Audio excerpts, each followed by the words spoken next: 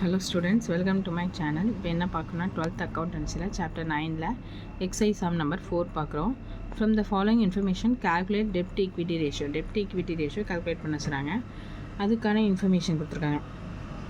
Equity and liabilities என்ன அப்படின்னா shareholders fund, equity share capital, reserve and surplus கொடுத்துருக்காங்க. அதேமாதிரி நான் கரண்ட் லைபிலிட்டியில் டிபெஞ்சர்ஸ் கொடுத்துருக்காங்க, கரண்ட் லைபிலிட்டி கொடுத்துருக்காங்க. இப்போ இதுக்கான ஃபார்முலா என்ன?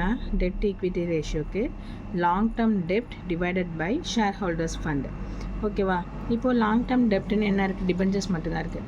ஷேர் ஹோல்டர்ஸ் ஃபண்டு என்னென்ன இருக்குன்னா ஷேர் கேபிட்டலும் ரிசர்வ்ஸ் அண்ட் சர்ப்ளஸ் ரெண்டுமே இருக்குது. ஓகே, இப்போ இது ரெண்டுத்தையும் ஆட் பண்ணால் நமக்கு ஷேர் ஹோல்டர்ஸ் ஃபண்டு கிடச்சிடும்.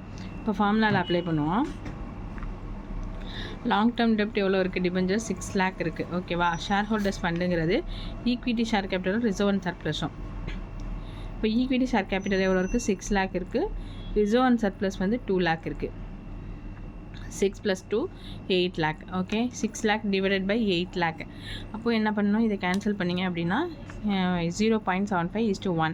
இது எப்படி கேன்சல் பண்ணுறதுனா எல்லா ஜீரோவும் ஃபஸ்ட்டு கேன்சல் பண்ணிவிடுங்க.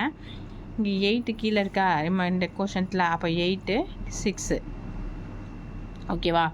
8 விட 6 வந்து சின்ன நம்பர், நான் 0 சேர்த்துங்க. அதனால் பாயிண்ட் என்ன பண்ணிங்க? 8 7s 56, பேலன்ஸ் 4 இருக்கும். 0 8 5s 40. ஓகேவா? எப்படி அடிக்கணும்னு பார்த்துங்க. அப்போ 0.75:1.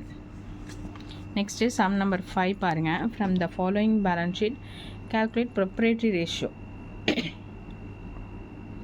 ப்ரொப்ரேட்டரி ரேஷியோக்கு ஈக்விட்டிஸ் அண்ட் லைபிலிட்டிஸ் கொடுத்துருக்காங்க. நெக்ஸ்ட்டு நான் கரண்ட் லைபிலிட்டி கொடுத்துருக்காங்க, கரண்ட் லைபிலிட்டி கொடுத்துருக்காங்க. அதுக்கப்புறம் பார்த்திங்கன்னா அசட்டோட வேல்யூ கொடுத்துருக்காங்க. நான் கரண்ட் அசட்டும் கரண்ட் அசட்டும் அதோட வேல்யூ கொடுத்துருக்காங்க. இப்போ இதுக்கு ஃபார்முலா என்னென்னு பார்த்தீங்கன்னா ப்ரொப்ரேட்டரி ரேஷியோக்கு shareholders fund divided by total asset. இப்போ ஷேர் ஹோல்டர்ஸ் ஃபண்டில் என்ன இருக்குன்னா equity share capital, preference share capital, reserve and surplus. அப்போ மூணையுமே எடுத்துக்கணும். டோட்டல் அசட்னு கொடுத்துருக்கறதுனால அசட் வேல்யூ டோட்டல் என்ன இருக்குது? 6 lakh இருக்குது. அது அப்படியே எடுத்துக்கும். இப்போ ஃபார்முலாவில் அப்ளை பண்ணுவோம்.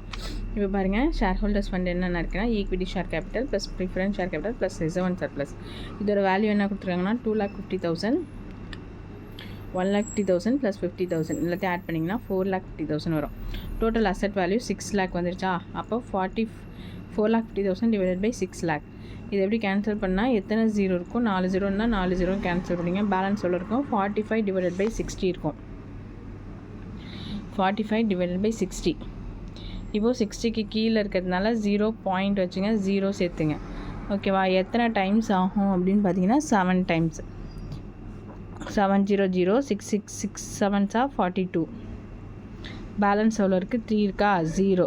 இப்போது 60யோட சின்ன 0 சேர்த்துக்கிறோம். 65s 300. ஓகேவா? எப்படி கால்குலேட் பண்ணுறோன்னே? அப்போ 0.75:1.